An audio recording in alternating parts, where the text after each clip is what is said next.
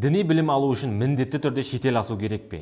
Жоқ, әрине. Құрметті достар, бұл Алматы қаласындағы Нұр Мүбарак Египет Ислам мәдениеті университеті. Мысыр мен Қазақстан елінің бірігіп ашқан Орта Азиядағы теңдесі жоқ бірегей университет. 2001 жылы ашылып, содан бері мыңдаған діни маман, исламтанушы, имам, ұстаз осы жерден түлеп ұшты. Мұнда шариғи пәндерді тереңдетіп оқу үшін арнайы Әл-Азхар университетінен 20-дан астам профессор сабақ береді. Ал одан да терең оқимын десеңіз, университет сабағынан бөлек осы ұстаздардан қосымша сабақ өте аласыз. Атап айтар болсақ, араб тілі, Құран ілімі, хадис, фиқ бәрі терең әрі жүйелі түрде оқытылады. Нұр Мүбарак имам болғысы келетіндерге ғана емес, бұл жерде исламтанушы, имам, аудармашы, ұстаз боламын дейтін жандар үшінде нақты жол бар.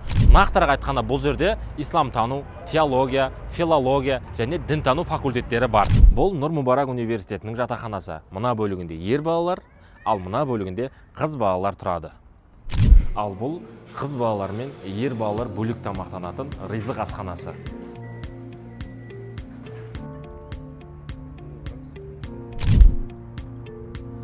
Ал бұл университет жанындағы Нұр Мүбарак мешіті.